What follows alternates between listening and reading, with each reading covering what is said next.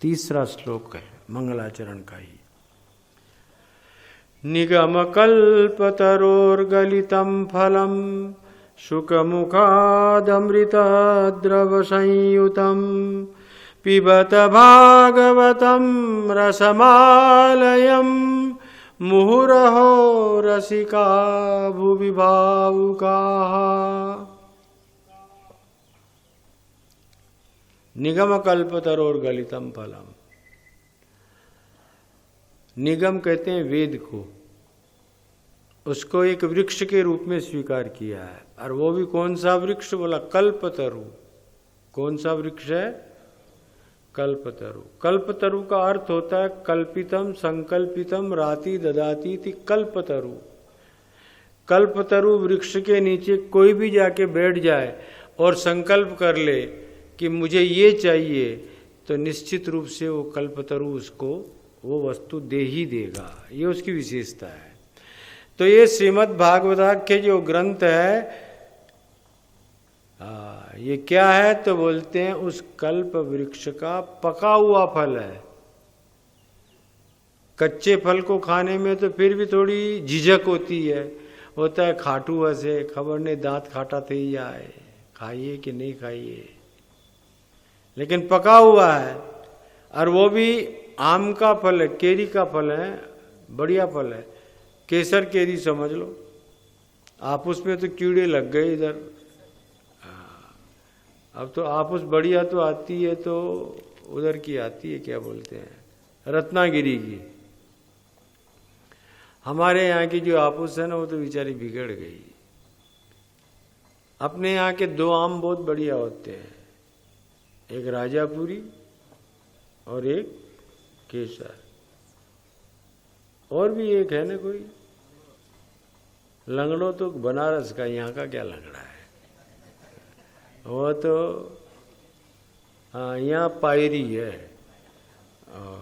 हमारे पंडित जी बोल रहे हैं क्या, वो लखनऊ की है, यहाँ की नहीं है। लंगड़ा बनारस का, वो भी मोती झील का, बहुत बढ़िया होता है। हमने तो खूब खाया, बनारस में पढ़ते थे इसलिए। और लखनऊ का दशहरी आम बहुत बढ़िया होता है। अच्छा, फैजाबाद में भी होता है फजली, उसका नाम क्या? फजली। इतना मीठा होता है कि शक्कर भी उसके आगे बेकार होती है।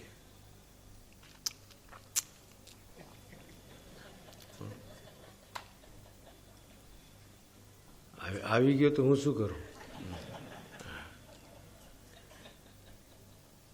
ખાધું છે ને ભાઈ, એટલે સ્મૃતિ થાય છે। इतना बढ़िया बढ़िया आम आपको मैंने गिनाया, लेकिन सबसे बढ़िया आम तो ये है जो आप सुन रहे हो। निगम कल्पतरोर्गलितं फलम, वेद रूप वृक्ष का पका हुआ फल है श्रीमद् भागवत। और फिर उसमें भी कहते हैं सुख मुखात अमृत द्रव संयुतम। सुख एटले तोता, पोपट। सामान्य लोक में एक कहेवत छे, एक गुजराती का छोंक लगा रहा हूं। लोक में एक कहेवत छे कि जे फल ने तोतो पोतानी चोंच लगाड़ी दे ने, पोपट चोंच लगाड़ी दे तो ये वधारे पड़तो मीठो થઈ જાય છે। तोता जिस फल को अपनी चोंच लगा देता है वो स्वभाव से अधिक मीठा हो जाता है फल। और इस बात का अनुभव मुझे जीवन में एक बार हुआ था। हम उस समय नासिक में रहते थे, गाइयाँ लेने के लिए अहमदनगर, गाइयाँ लेने के लिए अहमदनगर की तरफ से। उधर अमरूद बहुत होते हैं। आपने हूँ के ने जमदूत, जमदूत नहीं यार, जमरू का। मैं समझा जमदूत को क्यों बुला रहे हैं।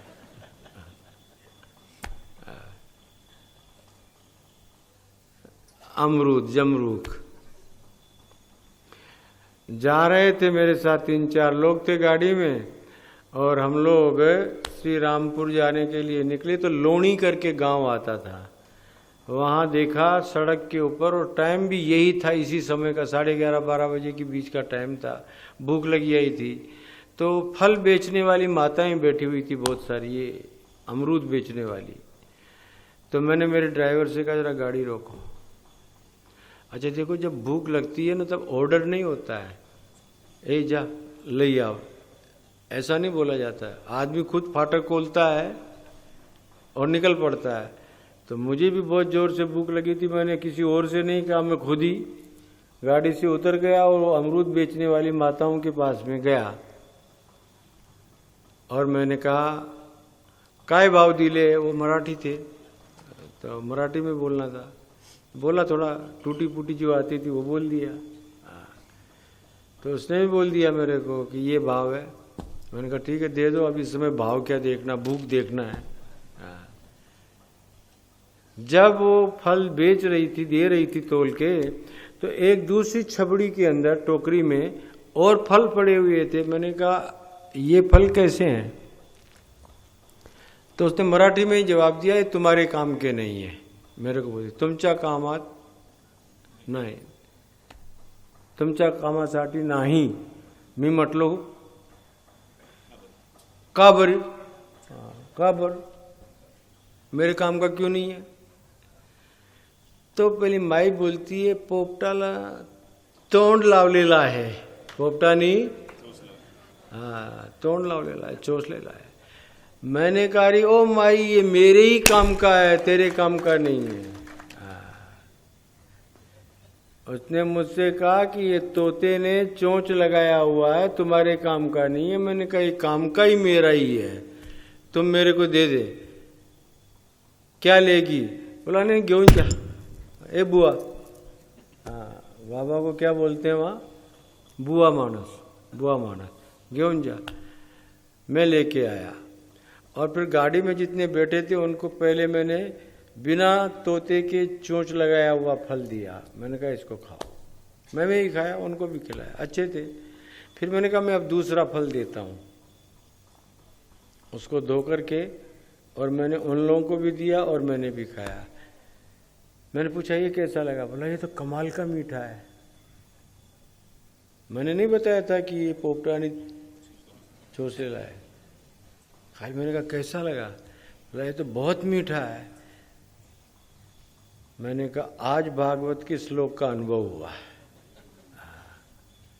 कि तोता के चोंच लगा देने से फल स्वभाव से ज़्यादा मीठा हो जाता है। ये तो बात का पता ही 20 साल कथा करने के बाद पता लगा था मेरे को उस समय।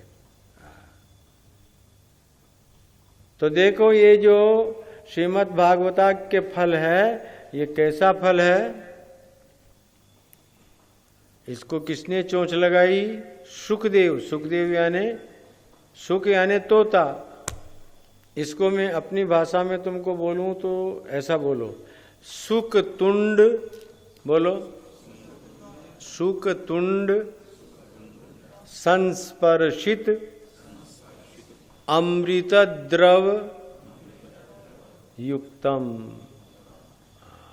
कैसा है ये भागवता के फल? तो सुख तुंड, सुखदेव जी का तुंड यानी मुंह, उसके द्वारा संस्पर्शित हुआ, इसलिए अमृत द्रव संयुतम। ये कैसा बन गया? अमृत द्रव से युक्त हो गया। था ही अमृतमय लेकिन और भी ज्यादा मीठा हो गया। ऐसा ही श्रीमद् भागवता के फल है। तो बोला क्या करना चाहिए? बोला पीबत, पियो। अब बोलो फल खाया जाता है कि पिया जाता है? और ये महाराज क्या बोल रहे हैं? पियो, है ना उल्टी खोपड़ी। अरे भाई लिखो खाने की बात, तुम तो पीने की बात कर रहे हो। अच्छा हम उठा के पीने लग जाएं, इसमें तो छिलका भी मोटा होता है। आम का छिलका मोटा होता है और अंदर और क्या होता है? गोटला। अब हम पीने जा रहे हैं, यहाँ अटक गया और हो गए तो फिर कैसे पिएंगे? बोला नहीं बाबा, ऐसा नहीं है। रसमालयम, इसमें केवल और केवल रस भरा है, न इसमें गुठली है न इसमें छिलका है, कुछ भी नहीं। केवल और केवल क्या है? रस है, रस है। पिबत भागवतम रसमालयम, बोलो बता।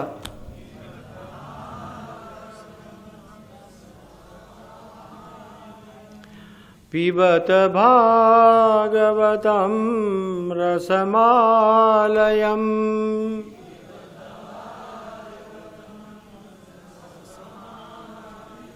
पियो पियो पियो, खूब पियो, जी भर के पियो। पहले पुराने समय में एक एडवर्टाइज आता था, जी भर के जियो और गोल्ड स्पॉट पियो। और मैं अब कह रहा हूं तुमको, जी भर के जियो और भागवत का रस पियो। पिबत भागवतम रसमालयम, रसमालयम। रसमालयम का भी बड़ा प्यारा अर्थ होता है। रसम प्लस आलयम, बोलो।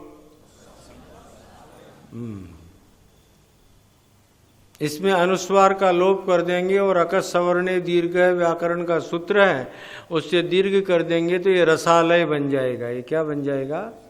रसालय बन जाएगा। जब ये रसालय बन जाएगा तो क्या हो जाएगा? जैसे औषधालय, क्या मिलेगा वहां? औषधियां। भोजनालय, टाइम हो गया, क्या मिलेगा? भोजन। और ये जो संसार है, इसके लिए कृष्ण ने गीता में कहा दुक्खालय शाश्वतम। इसलिए संसार क्या है? दुक्खालय। इसमें क्या मिलेगा? सुखी होना चाहते हो, रहते कहाँ हो? दुक्खालय में। भगवान क्या करें कृष्ण गीता में? दुक्खालय अशाश्वतम। ये अशाश्वत भी है और दुक्खालय है। रहते दुक्खालय में हो और कामना किसकी करते हो? सुख की। मिलेगा? बाटा की दुकान में जाके रसगुल्ला मांगोगे? बोलो, क्या मिलेगा वहां? अब तुम ही बोल लो, मैं काहे बोलूं?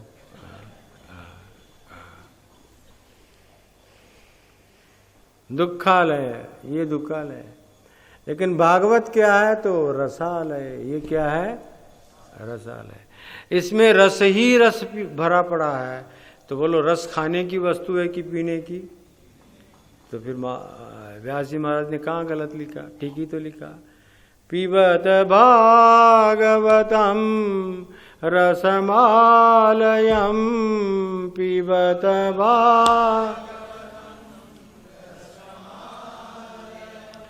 वंशीधर स्वामी ने एक बहुत प्यारा अर्थ किया है। रस मा, ये अलग कर दिया और लय अलग कर दिया, बहुत प्यारा अर्थ किया है।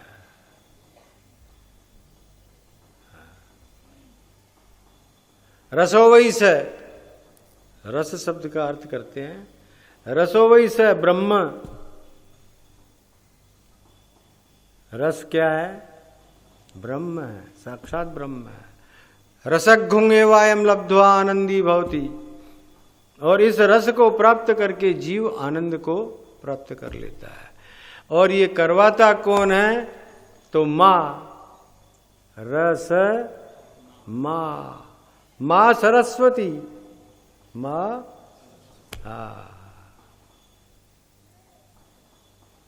इस रस को अनुभूति करवाती है माँ, इसलिए रस माँ। क्या नाम पड़ गया? जैसे रसमलाई, उसमें से लाई को हटा दो, लाई यानी झूठ होती है, जो सीधा सीधा उसको पकड़ो ना, तो रस माँ। जो ब्रह्म तत्व का साक्षात्कार करवाने वाली विद्या है, ब्रह्म विद्या, भगवती सरस्वती, वही रसमा है। और वो कह रहे हैं पीबत भागवतम, खूब पियो, खूब पियो, इस रस का आनंद लो और आनंदी भवती, आनंद का अनुभव करो, खूब आनंद का अनुभव करो। नारायण कहते हैं कब तक करें? बोला लयम, लयम मोक्षम। लय शब्द का अर्थ होता है मोक्ष। और लय शब्द का अर्थ होता है प्रलय। जब तक जीवन है, प्रलय पर्यंत जीवन है, तब तक तुम इस रस को पीते ही रहो, या जब तक तुम्हारी मोक्ष न हो जाए तब तक तुम इस रस को पीते ही रहो। और स्वामी विद्यानंद सरस्वती नामक महात्मा अर्थ करता है, प्रलय होने के बाद भी, मोक्ष होने के बाद भी जीवन की स्थिति बनी रहती है, तो तब भी तुम इसको पियो। कम से कम मुक्त होने के बाद तो और ज्यादा आनंद से पियोगे।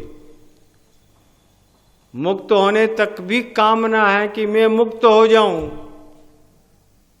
लेकिन जो ही मुक्त हो गए तो वो भी कामना खत्म हो गई ना, फिर तो बिल्कुल निष्काम हो गए। फिर निष्काम होकर के पियोगे तो उसका आनंद अलग ही होता है।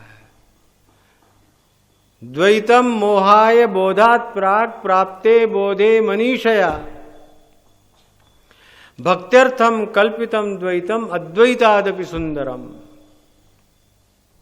अगर हम भक्ति के लिए द्वैत की कल्पना भी कर लेते हैं तो दोस्त नहीं कहते हैं अद्वैतादपि सुंदरम, वो तो बहुत ही सुंदराति सुंदर होता है। इसलिए कल्पना कीजिए, अगर हम मुक्त भी हो गए तो मुक्त होने के पश्चात जो पीने का आनंद मिलेगा वो तो अद्भुत होगा, अद्भुत होगा। क्योंकि कोई स्पृहा तो है ही नहीं, कोई आकांक्षा तो है ही नहीं, कोई कामना तो है ही नहीं, सब कुछ तो पूरा हो गया, गोविंदाय नमो नमः हो गया। अब तो बचे केवल शिवो हम, कृष्णो हम, शुद्धो हम, बुद्धो हम, मुक्तो हम, फिर तो हम ही हम रह गए। और फिर जब पिएंगे तो आप कहोगे पिलाएगा कौन? जब हो गए तो पिलाएगा कौन? बोला वही रसमा। कौन पिलाएगा? रसमा, माँ सरस्वती, ब्रह्म विद्या, योग माया, वही पिलाएगी। अच्छा, उसका पिलाने का भी मजा जब भी आएगा जब मुक्त हो जाओगे। साकी जो होता है ना पिलाने वाला, वो भी देखता है कि पीने वाले में कितना दम है, तब प्याला भरता है वो।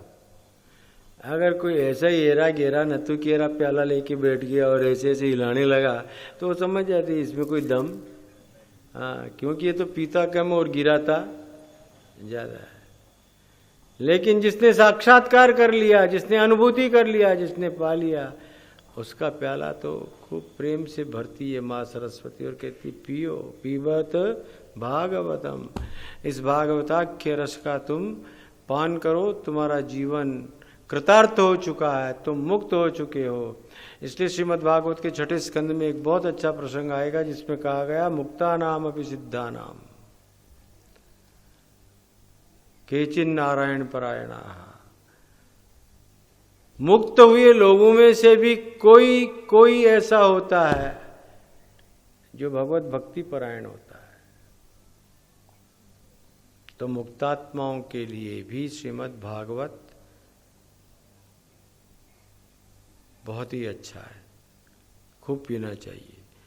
लेकिन उसमें शर्त लगा दिया, 2 शर्त लगाई है, रसिका और भावुका।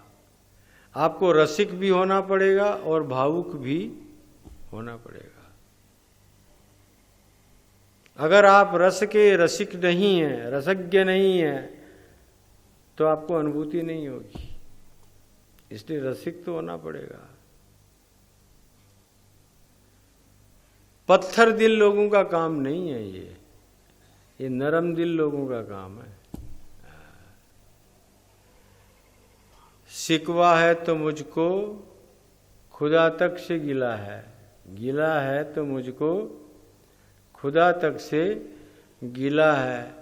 दिल की जगह तुमको पत्थर मिला है, दिल की जगह तुमको। अब पत्थरा लोगों के लिए तो मैं कथा नहीं सुना रहा हूं, मैं तो दिल वालों के लिए बात कर रहा हूं, जिनके पास दिल है। भाव कहा, इसलिए कहा सहृदय लोग, भावुक लोग। डूबा है तो चल गहराई में, साहिल के लिए बेताब न हो, दरियाए मोहब्बत के बिनादा कहीं किनारे होते हैं। डूबते ही जाओ, डूबते ही जाओ, आनंद मिलेगा, आनंद मिलेगा। मुँह रहो रसिका भुवि भावुका, कहाँ मिलेगा? बोला बरूमाल में मिलेगा। कौन पिला रहा है? बोला एक विद्यानंद नाम का शाकी है, वो पिला रहा है। जाकर के पीना सीखो, जीवन कृतार्थ हो जाएगा तुम्हारा। निगम कल्पतरोर गलितम फलम, बोलो।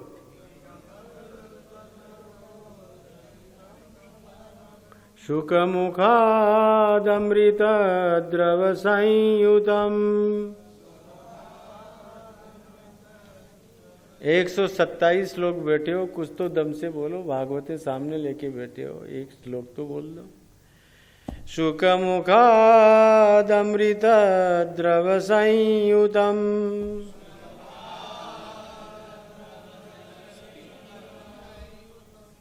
साथ में बोलो, संगच्छध्वम, साथ साथ चलना सीखो ने। अपनी अपनी डफली, अपना अपना राग मत बजाओ ने।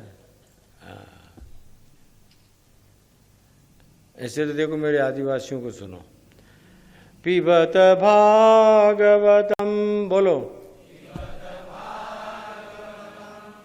इनको सुनो, और तुम अपनी अपनी डफली, अपना अपना राग बजा रहे हो। पिबत भागवतम रसमालयम। अब पंडित लोग बोलो, पिबत भागवतम रसमालयम।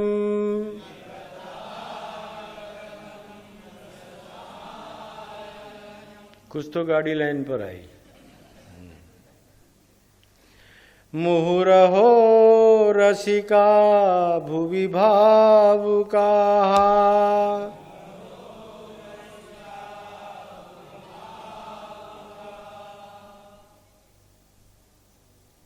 अरे ओ रसिको, हे भावुक हृदय वालो, श्रीमद् भागवताख्य रस का पान करो।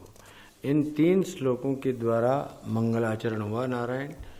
और मैं इन श्लोकों के ऊपर समय हमेशा हर कथा में अधिक लेता हूँ, क्योंकि मैं मानता हूँ फाउंडेशन अगर मजबूत होता है तो इमारत भी मजबूत बनती है। तब ये 3 श्लोकों का अर्थ अगर तुमको ठीक से समझ में आ गया तो जो कुछ भागवत में कहा जा रहा है वो भी आपको बहुत जल्दी समझ में आएगा।